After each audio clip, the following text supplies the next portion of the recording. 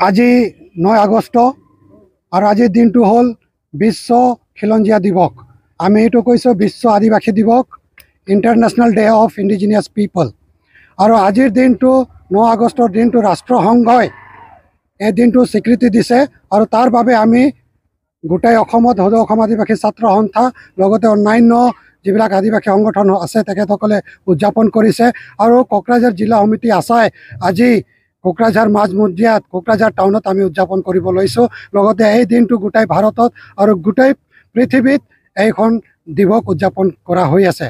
আমি ক'ব খুজিছোঁ এই দিনত বিশেষকৈ কোকৰাঝাৰ মিডিয়াৰ জৰিয়তে যে আদিবাসীসকলে প্ৰকৃতৰ লগত থাকি ভাল পায়। আৰু ৱৰ্ল্ড ইণ্ডিজিনিয়াছ ডেৰ আজিৰ উদ্দেশ্যটোৱে হ'ল যে যিসকল খিলঞ্জীয়া জনগোষ্ঠী আছে তেখেতসকলে যে প্ৰকৃতিক সন্মান জনাই নিজা যিবিলাক কালচাৰ আছে, ভাষা আছে, আইডিঅলজি আছে, ফিলচফি আছে, নিজৰ যিখিনি জীয়াই থকা ব্যৱস্থা তাৰ মাজতে এই আধুনিক যুগত কেনেকৈ আগুৱাই যাব পাৰে সেই সন্মান জনাই এই ট্ৰাইবেলসকল, এই খিলঞ্জীয়াসকল, আদিবাসীসকলক আজিৰ দিনটো বিশেষভাৱে নিৰ্দেশনা দিয়ে। কিন্তু আজি দেখিবলৈ পাইছোঁ যে আধুনিক উন্নতিৰ নামত গোটেই ভাৰতত বা গোটেই পৃথিৱীত বন অঞ্চল ধ্বংস হৈছে, পানী মানে শুকাই গৈছে, গোলকীকৰণ হৈছে। মানে এই আধুনিক মানে উন্নতিৰ নামত মানে গোটেই পৃথিৱীত আজি হাহাকাৰ লাগিছে। আৰু তাৰ বাবে আমি আদিবাসীসকলে প্ৰকৃতিক সন্মান জনাই আমি নিজৰ সভ্যতাটো আগুৱাই যাব বিচাৰিছোঁ, নিজৰ চিভিলাইজেশ্যনটো আগুৱাই যাব বিচাৰিছোঁ। আৰু তাৰ বাবে আপোনালোকে চাব যে আদিবাসীসকলে জংঘল অঞ্চলত থাকি ভাল পায়, নদীৰ কাষত থাকি ভাল পায়। আৰু তাৰ বাবে আমি জংঘলৰ মহিমা গাওঁ, পানীৰ মহিমা গাওঁ আৰু প্ৰকৃতিৰ লগত জীয়াই থাকিব বিচাৰিছোঁ। কিন্তু আমি যে এই যে প্ৰকৃতিৰ লগত জীয়াই থকাটো হয়তো কিছুমানে এইটো আমাক পিছপৰা শ্ৰেণী বুলি কয়, কিন্তু আমি পিছপৰা শ্ৰেণী নহয়। আমি জানো যে প্ৰকৃতি নাথাকিলে কোনো জীৱ জন্তু নাথাকে, কোনো মানৱ সভ্যতা নাথাকে।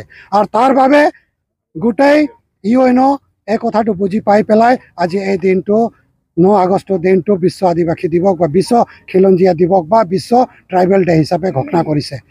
কিন্তু অসমত আমাৰ যিবিলাক মূল দাবী আছে আজিৰ দিনটোত আমি কোকৰাঝাৰ প্ৰেছ মিডিয়াৰ জৰিয়তে, প্ৰেছ ক্লাবৰ জৰিয়তে আমি ক'ব খুজিছোঁ যে আজিৰ দিনটোত আমি ক্ষোভেৰে আৰু দুখেৰে ক'ব খুজিছোঁ যে অসমত আদিবাসীসকলক ট্ৰাইবেল বুলি গণ্য কৰা হোৱা নাই, তেখেতসকলক স্বীকৃতি দিয়া নাই, আমাক জনজাতিকৰণ কৰা নাই। গতিকে আমাৰ মেমৰেণ্ডামৰ জৰিয়তে আমি ক'ব খুজিছোঁ যে আমাক জনজাতিকৰণ দিব লাগে, আদিবাসীসকলক বন অঞ্চলত আৰু চাহ বাগান অঞ্চলত মাটিৰ অধিকাৰ দিব লাগে। চাহ বাগানত আজিৰ তাৰিখত 250 টকা, তাৰ পৰিৱৰ্তে 551 টকা দিব লাগে। আৰু আজিৰ দিনটোত আমাৰ লগত আছে সদৌ অসম আদিবাসী মহিলা সমিতি বা চেঙেল অভিযান আৰু কড়ু সাহিত্য সভা। চেঙেল অভিযানৰ মূল দাবী যে গোটেই ভাৰতত প্ৰকৃতিৰ প্ৰতি লক্ষ্য ৰাখি প্ৰকৃতিক নেচাৰক সন্মান জনাই সাৰনাথ ধৰ্ম কোড, আদিবাসীসকলৰ প্ৰকৃতি ধৰ্ম সাৰনাথ ধৰ্ম, এই সাৰনাথ ধৰ্মটো তেখেতসকলে দাবী জনাইছে আপোনালোকৰ জৰিয়তে যে সাৰনাথ ধৰ্মটো স্বীকৃতি দিব লাগে, ভাৰতত ধৰ্ম কোড হিচাপে ঘোষণা কৰিব লাগে। আৰু য'ত ট্ৰাইবেলসকল আছে বিশেষকৈ সান্তাল, উৰাম, মুণ্ডা, খাৰিয়া, তেখেতসকলৰ লেংগুৱেজ সান্তাল লেংগুৱেজক যি জেগাত তেখেতসকলে মেজৰিটি আছে তাতে প্ৰথম ভাষা আৰু অসমত দ্বিতীয় ভাষা হিচাপে ঘোষণা কৰিব লাগে। আৰু লাষ্ট ডিমাণ্ডটো হ'ল যে অসম চৰকাৰে শিক্ষিত যুৱক যুৱতীৰ কাৰণে একো কৰা নাই। তাৰ বাবে যিসকল এডুকেটেড ল'ৰা ছোৱালী আছে আদিবাসীসকল, তেখেতসকলৰ বাবে ছেপাৰেটকৈ টেট পাতিব লাগে আৰু তেখেতসকলৰ নিয়োগৰ ব্যৱস্থাটো কৰিব লাগে। আমি আশা ৰাখিছোঁ প্ৰেছ বন্ধুসকল আপোনালোকে সবল স্থিতি গ্ৰহণ কৰি আপোনালোকৰ যি মিডিয়া চেনেল আছে তাতে আপোনালোকে সবলভাৱে উপস্থাপন কৰিব।